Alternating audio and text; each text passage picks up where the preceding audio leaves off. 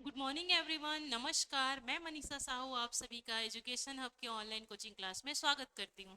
आप सभी हमारे चैनल के माध्यम से टेक्निकल और नॉन टेक्निकल से संबंधित सभी विषयों की जो है क्लास जो है उपलब्ध आपको कराई जा रही हैं। आप चाहे टेक्निकल से संबंधित परीक्षा की तैयारी कर रहे हो या फिर छत्तीसगढ़ में व्यापम और पीएससी की तैयारी कर रही हो, आप सभी को जो है वो सभी विषयों के बारे में जो है क्लास जो है इस चैनल के माध्यम से प्रदान की जाएगी, जिसमें टेक्निकल हो गया, गणित हो गया और रीजनिंग हो गया उसे मनीष सर के द्वारा पढ़ाया जा रहा है और सामान्य अध्ययन मेरे द्वारा आप सबको पढ़ाया जाएगा। इसमें हमने छत्तीसगढ़ के सामान्य अध्ययन में छत्तीसगढ़ के भूगोल और संस्कृति को कवर कर लिया है।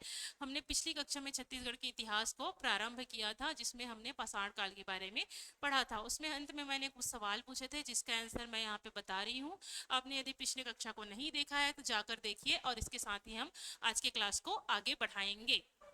ठीक है। तो कल मैंने पूछा था कि कबरा पहाड़ कहाँ स्थित है। तो कबरा पहाड़ एक पाषाणकालीन स्थल है। ये कहाँ स्थित है? ये जो है रायगढ़ जिले में स्थित है। उम्मीद करती हूँ आपने इसका आंसर कमेंट बॉक्स में दिया होगा।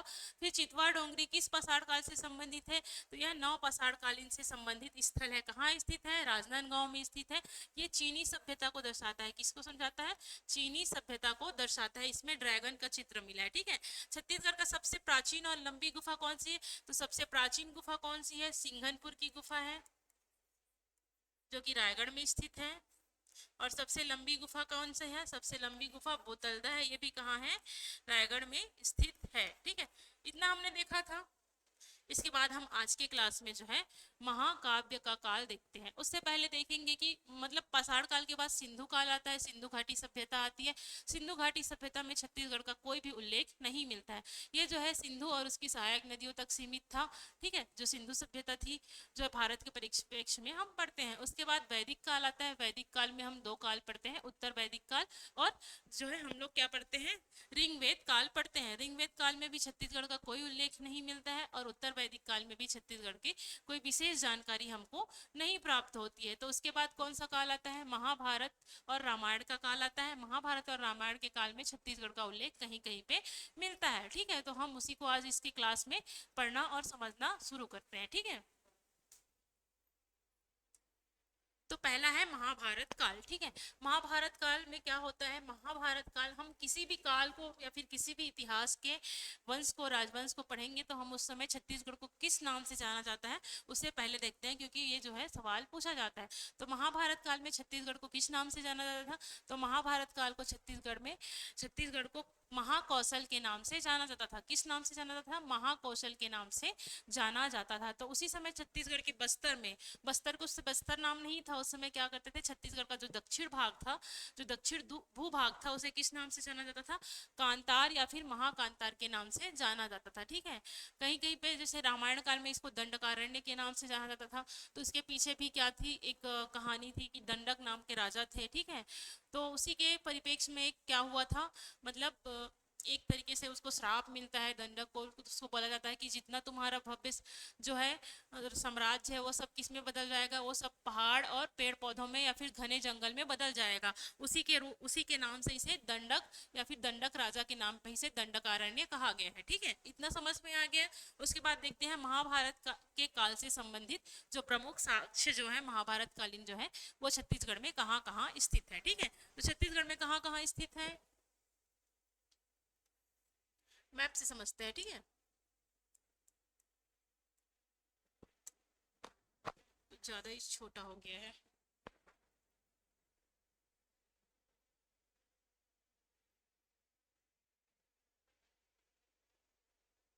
ठीक है। तो सबसे पहले बिलासपुर संभाग में आता है कौन सा जिला? रतनपुर। मतलब बिलासपुर जिले का कौन सा हिस्सा? रतनपुर। रतनपुर को उस समय किस नाम से जाना जाता था? रतनपुर को उस समय जाना जाता था मणिपुर के नाम से। किस नाम से जाना जाता था? मणिपुर के नाम से जाना जाता था। ठीक है। रतनपुर के किस नाम से जाना जाता था? मणिपुर के नाम से जाना जाता था। तो देखते हैं सबसे पहला कौन सा है? रतनपुर। रतनपुर को किस नाम से जाना जाता था? महाभारत काल में पूछा जाएगा तो मणिपुर। किस नाम से जाना जाता था? मणिपुर। मणिपुर के नाम से जाना जाता था। ठीक है। इतना समझ में आ गया। तो ये किसकी राजधानी थी? उस समय राजा थे मोरध्वज और उसके पुत्र थे ताम्रध्वज। तो मोरध्वज और ताम्रध्वज से जुड़ा हुआ जो स्थल था वो रतनपुर था। रतनपुर को महाभारत काल में मणिपुर के नाम से जाना जाता था। ठीक है, उसके बाद हम देखते हैं कौन सा, आरंग। आरंग कहाँ है? आरंग रायपुर में स्थित है। कहाँ स्थित है? रायपुर में एक जगह है आरंग करके। आरंग को ही क्या कहा जाता था? मंदिरों की नगरी कहा जाता था। इसका भी, इसके पीछे भी कहानी है। ठीक है, मोरध्वज राजा थे तो एक मतलब भिक्षुक आते हैं उनके पास, मतलब भगवान जो है उनके पास भिक्षा मांगने के लिए आते हैं। तो जब आते हैं तो उनके पास जो दान देने का सारा सामान खत्म हो जाता है। तो उनको पूछा जाता है कि अब क्या दूं करके, तो वो अपना अंग ही काट के दे देते हैं आरा से। अगर चंद्रपुर मंदिर जाओगे तो उसमें जो है एक मतलब दिखाया गया है, जो मतलब बैटरी से जो चल रहा है उसमें, कि आरा से जो एक मतलब राजा थे वो आरा से अपने ही अंग को काट के दान के रूप में देते हैं। इसलिए अंग से क्या बना है? अंग को आरा से काटे इसलिए क्या बना है? आरंग। आरंग कहाँ है? आरंग रायपुर जिले में स्थित है। इसे मंदिरों की नगरी कहा जाता है। ये किससे संबंधित है? तो ये ताम्रध्वज और मोरध्वज से संबंधित है। ताम्रध्वज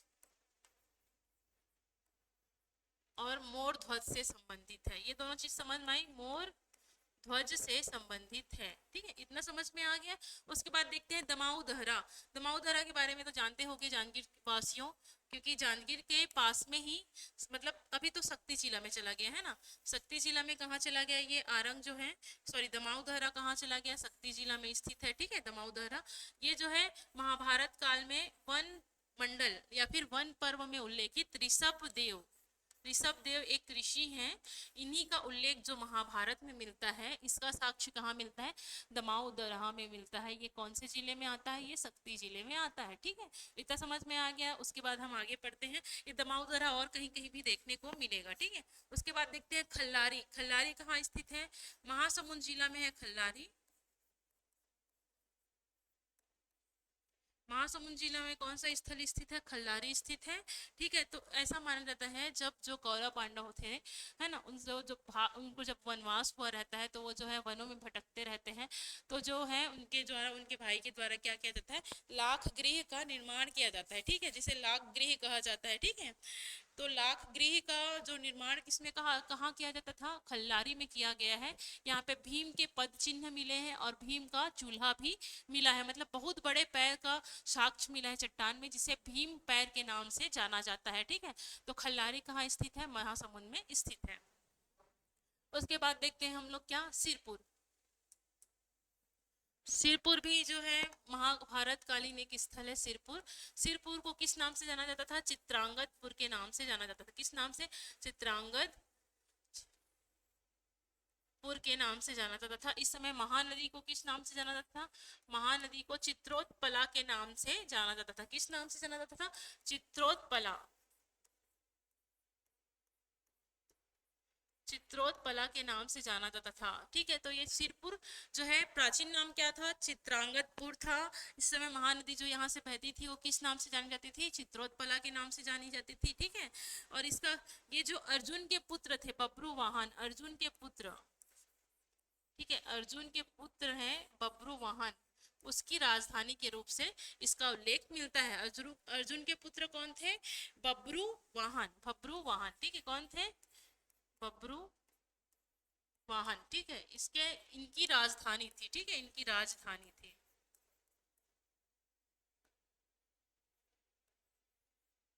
ठीक है, इतना समझ में आ गया। तो हमने महाभारत काल देख लिया। इसके बाद हम पढ़ेंगे कौन सा काल?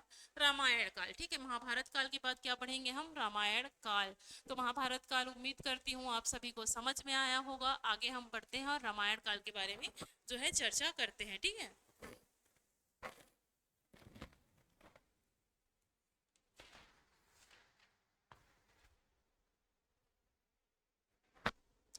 ठीक है, तो रामायण काल के समय छत्तीसगढ़ को किस नाम से जाना जाता था? रामायण काल में छत्तीसगढ़ को कौशल के नाम से जाना जाता था। किस नाम से?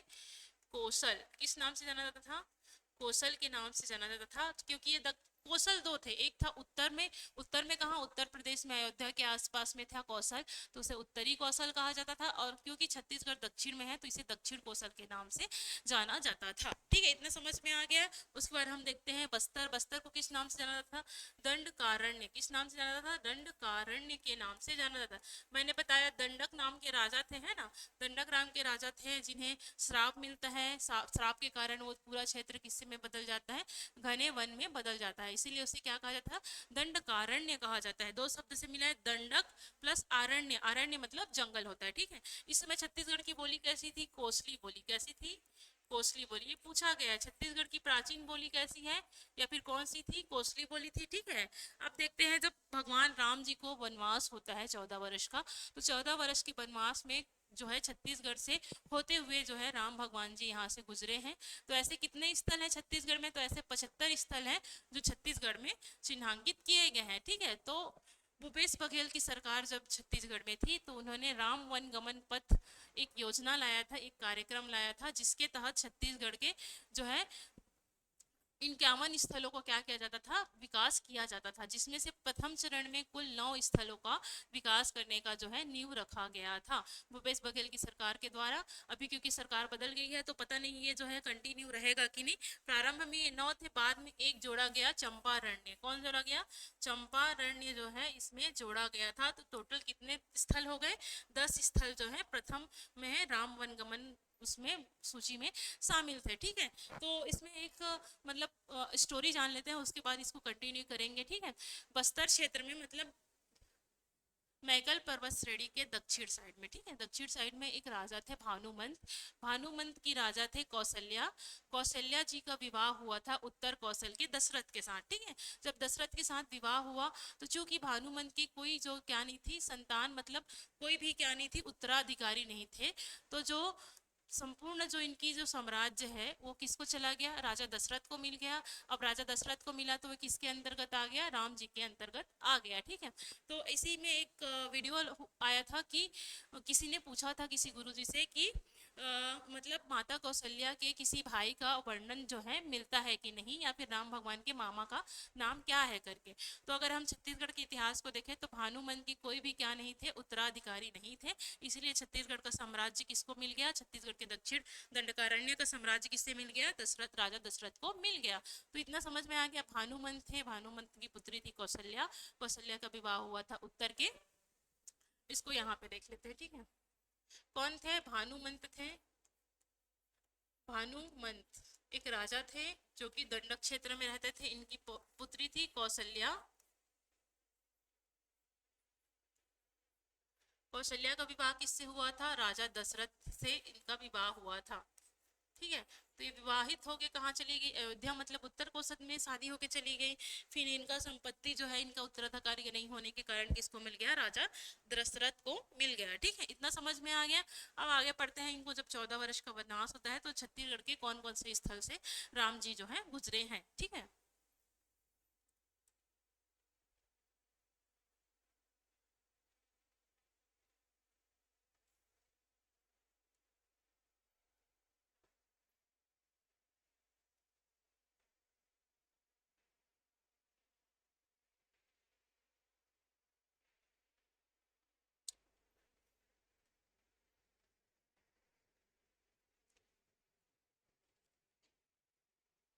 तो हम देखते हैं सबसे ऊपर में कौन सा स्थल है। सबसे ऊपर में हम जानते हैं कि सबसे ऊपर में है सरगुजा संभाग। ठीक है, तो सरगुजा संभाग ये यूपी है ना, यूपी बॉर्डर है। तो यूपी बॉर्डर से होते हुए राम जी कहाँ प्रवेश करेंगे? यहाँ से प्रवेश करेंगे, और ये नीचे दक्षिण में होते हुए कहाँ चले जाएंगे? जो है दक्षिण में चले जाएंगे। ठीक है, तो इस पूरे रास्ते को हम क्या करेंगे? यहाँ पे पढ़ेंगे।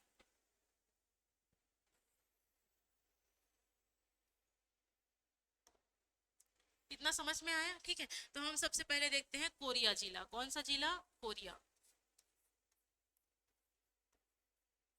कोरिया जिला में प्रवेश करते हैं। सबसे पहले प्रवेश कहाँ करते हैं? कोरिया जिला में। तो कोरिया जिला में कौन कौन सा है जो कि रामायण कालीन स्थल है? तो देखते हैं, सबसे पहला है सीतामढ़ी हर चौका। क्या है? सीतामढ़ी हर चौका। हर चौका मतलब सीता माता को हर कहा हर चौका, चौका मतलब रसोई। ठीक है, तो यहाँ पे क्या है, सीता माता की रसोई है। ठीक है, सीता माता की रसोई कहाँ है, सीता माता की रसोई जो है, इसको नीचे कर लेते हैं। ठीक है, इतना समझ में आया। कोरिया जिले में क्या है, सीतामढ़ी हर चौका है। हर चौका मतलब यहाँ पे सीता माता की क्या है, रसोई है। क्या है, रसोई। इतना समझ में आ गया है ना। उसके बाद हम चलते हैं यहाँ पे और कौन से स्थल है, तो यहाँ पे अमृत धारा और राम धारा मिलता है। क्या मिलता है, जलप्रपात है अमृत धारा और राम धारा। ये भी क्या है, रामायण कालीन स्थल है ऐसा माना जाता है। ठीक है, इतना समझ हमें आ गया कोरिया जिला में कौन कौन से है। उसके बाद हम चलते हैं कहाँ, सूरजपुर। कहाँ, सूरजपुर। इसी के बाजू में है सूरजपुर।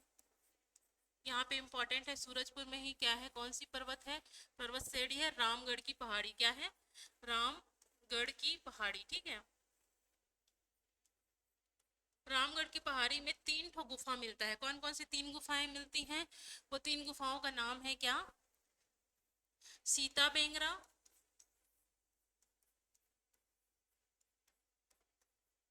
लक्ष्मण बेंगरा। बेंगरा मतलब गुफा होता है ना, या फिर खोल भी बोल सकते हैं, लक्ष्मण बेंगरा, सीता बेंगरा, लक्ष्मण बेंगरा और जोगी मारा। ठीक है, जोगी मारा।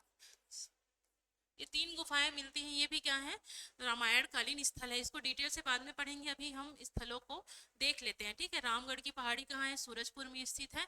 इसमें सीता बेंगरा, लक्ष्मण बेंगरा और जोगी मारा की गुफा स्थित है। जोगी मारा की गुफा जो है गुप्त कालीन है। ठीक है, सीता बेंगरा जो प्राचीन नाट्यशाला के रूप से जाना जाता है। उसके बाद हम चलते हैं रायगढ़ जिला। यहाँ पे है रायगढ़ जिला, तो रायगढ़ जिला में है राम धारा। क्या है, राम धारा।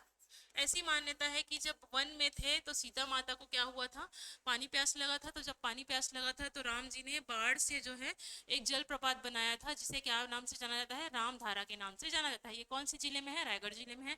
ठीक है, रायगढ़ से नीचे अब यहाँ से हम लोग मतलब राम जी ने प्रवेश किया है यहाँ से। ठीक है, प्रवेश किया। ठीक है, अब यहाँ चले गए। अब यहाँ पे आते हैं जांजगीर चांपा जिले में। ठीक है, तो जांजगीर चांपा जिले में कौन से 2 स्थल हैं, जांजगीर चांपा में है खरौद। खरौद में क्या हुआ था, खरौद में राम जी ने खर दूसर नामक राक्षस का क्या किया था, वध किया था। खर दूसर नामक राक्षस का वध किया था। ठीक है, इसलिए इसका नाम क्या पड़ा, खरौद पड़ा। खरौद में ही क्या है, लक्ष्मणेश्वर मंदिर है ना, जहाँ पे लाख चावल जो है चढ़ाया जाता है। इससे आगे जाएंगे, खरौद से ही लगा हुआ कौन सा स्थल है, सिवरी नारायण। कौन सा स्थल है, सिवरी नारायण।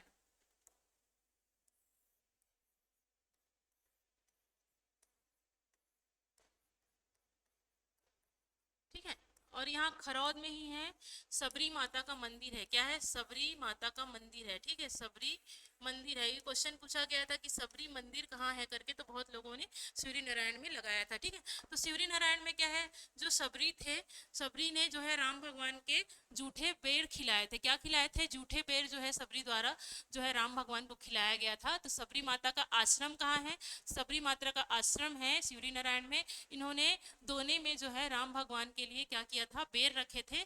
तो आज भी जो है शिवरी नारायण के में जो मंदिर है, मंदिर के प्रांगण में एक बरगद का वृक्ष है। बरगद के वृक्ष के जो पत्ते हैं आज भी दोने के आकार में मिलते हैं। शायद कहीं और बरगद का जो पेड़ है उसके पत्ते इस आकार में नहीं मिलेंगे जो शिवरी नारायण में मिलते हैं। तो आप कभी अगर शिवरी नारायण जाए तो मंदिर में जो बरगद का पेड़ है उसके पत्ते को अवश्य रूप से देखें। उस पत्ते की आकृति कैसी है, दोने के समान है। ठीक है, तो यहाँ पे क्या है, शिवरी नारायण के मंदिर में जूठे बेर खाए थे। सबरी ने क्या किए थे, सबरी द्वारा बेर खिलाया गया था। क्या किया गया था, बेर खिलाया गया था। ठीक है, इतना समझ में आ गया। उसके बाद हम कहाँ चलते हैं, जांजगीर चांपा के बाद हम नीचे चलते हैं कहाँ, बलौदा बाजार। ठीक है, इतना समझ में आ गया। अब हम कहाँ जाएंगे, बलौदा बाजार। ठीक है, जांजगीर चांपा के नीचे में कौन सा जिला है, बलौदा बाजार। यहाँ पे है बलौदा बाजार है ना, तो बलौदा बाजार में क्या मिलता है उसको देख लेते हैं। तो बलौदा बाजार में क्या है, बलौदा बाजार में स्थित है वाल्मीकि, जो ऋषि थे, बाल है ना, वाल्मीकि जो ऋषि थे, कौन ऋषि थे, ऋषि थे वाल्मीकि ऋषि थे। उस वाल्मीकि ऋषि का क्या है यहाँ पे जो है,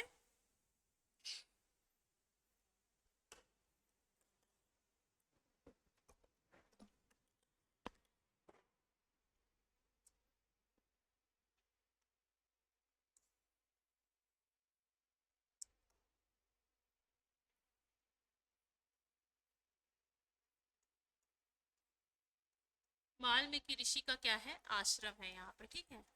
यहाँ पे क्या हुआ था, लव कुश का, जब सीता माता का त्याग कर दिए थे जो है राम जी, तब क्या हुआ था, लव कुश की जन्म स्थली है, मतलब सीता माता को यहाँ पे वाल्मीकि जी ने आश्रय दिया था, और यहीं पे क्या हुआ था, लव कुश का जन्म हुआ था, ठीक है। इतना समझ में आ गया। यहीं पे तुरतुरिया है। ऐसी मान्यता है किसी को भी कोई भी बीमारी होती है तो यहाँ पे जो जल बह रहा है उससे स्नान करने से क्या होता है, वो जो बीमारी होती है वो खत्म हो जाती है, ठीक है। इतना समझ में आ गया। फिर बलौदा बाजार के नीचे क्या है, महासमुंद है। महासमुंद में कौन सा स्थल है, महासमुंद में सिरपुर है। क्या है, सिरपुर। फिर नीचे जाते हैं तो नीचे में क्या है, नीचे में है, नीचे में आता है अपन का कांकेर। कौन सा जिला, कांकेर जिला, ठीक है। कांकेर में एक जगह है, ठीक है, जहाँ पे जिसे क्या बोलते हैं, पंचवटी। क्या बोलते हैं, पंचवटी, ठीक है। पंचवटी में ही क्या हुआ था, पंचवटी में ही सीता हरण हुई थी। क्या हुई थी, सीता माता का हरण हुआ था, सीता हरण हुआ था, ठीक है। कहाँ से हुआ था, पंचवटी में हुआ था। तो पंचवटी कहाँ है, कांकेर जिले में है, छत्तीसगढ़ में। यहीं से आगे जाते हैं तो कोंडागांव के आसपास गरुड़ क्या मिलता है, गरुड़ टीला मिलता है, गरुड़ पर्वत मिलेगा, ठीक है। गरुड़ पर्वत मतलब, देखो सीता माता को जब हरण करके राक्षस जो है, रावण जो है लेके जाता है, तो गरुड़ जो है उनको बचाने का प्रयत्न करता है, तो उसी में जो क्या हो जाता है, उसका मृत्यु हो जाता है। तो उसी वैसे ही यहाँ पे एक पर्वत मिलता है जिसका नाम क्या है, गरुड़ पर्वत है, ठीक है। इतना समझ में आ गया। इसके बाद हम कहाँ चलते हैं, जगदलपुर चलते हैं, मतलब बस्तर में जा रहे हैं। तो बस्तर में कहाँ पे, जगदलपुर में, ठीक है। तो बस्तर में जगदलपुर में कौन सा स्थल है, जगदलपुर में है चित्रकूट। कौन सा स्थल है, चित्रकूट। जो जलप्रपात है चित्रकूट, उसी का उल्लेख है कि वो रामायण कालीन क्या है, स्थल है चित्रकूट, ठीक है। अब हम अंतिम रूप से जाते हैं कहाँ, सुकमा के कोंटा में। कहाँ, कोंटा में। कोंटा में है रामाराम। क्या, कौन सा स्थल है, रामा राम, ठीक है। रामाराम क्या है, इसे छत्तीसगढ़ का क्या कहा जाता है, रामेश्वरम कहा जाता है। क्या कहा जाता है, रामेश्वरम कहा जाता है। इसमें शिव जी ने, मतलब राम जी ने क्या किया था, जब सीता माता को लेने जाते हैं तो रामेश्वर में जैसे शिवलिंग की स्थापना की है, वैसे ही रामाराम में क्या किया गया है, शिवलिंग की स्थापना की गई है। इसीलिए सुकमा के कोंटा में हमेशा क्या मनाया जाता है, रामाराम महोत्सव मनाया जाता है, ठीक है। तो इतना हमने देखा, क्या देखा हमने, रामायण कालीन प्रमुख स्थलों के बारे में देखा और महाभारत कालीन प्रमुख स्थलों के बारे में समझा।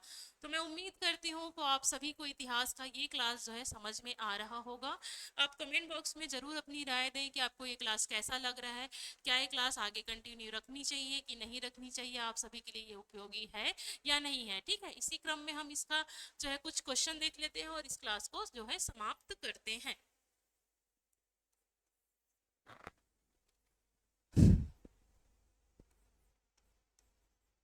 रामायण काल में छत्तीसगढ़ को किस नाम से जाना जाता था, रामायण काल में छत्तीसगढ़ को किस नाम से जाना जाता था, किस नाम से जाना जाता था, नाम से जाना जाता था।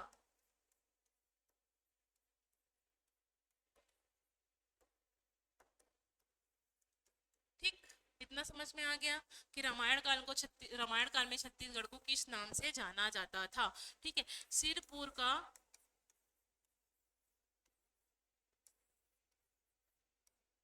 प्राचीन नाम क्या था,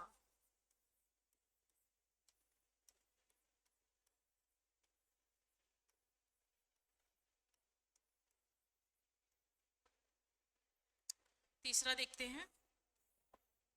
सबरी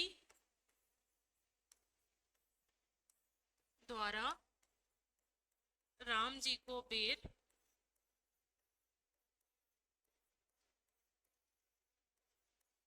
कहाँ खिलाया गया था,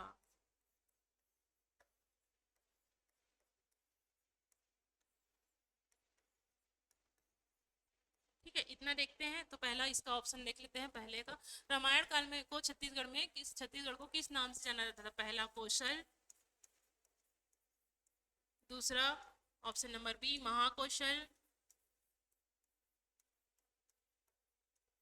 option number C Prag Kaushal या फिर प्राग कौशल, या फिर ऑप्शन नंबर डी दक्षिण कौशल। आंसर जरूर दे, दक्षिण कौशल। पढ़ा है हमने, इसके आंसर जो है जरूर जरूर जरूर दें, ठीक है।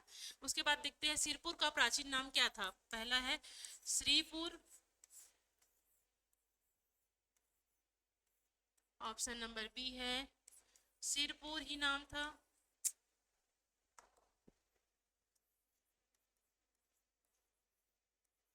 Option number C Chitrangadpur.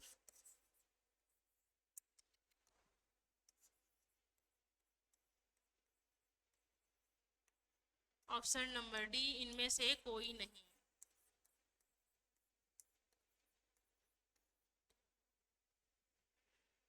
Option सबरी माता के द्वारा बेर जो है राम जी को कहाँ खिलाया गया था। पहला है खरौद, ऑप्शन नंबर बी है सूर्य नारायण,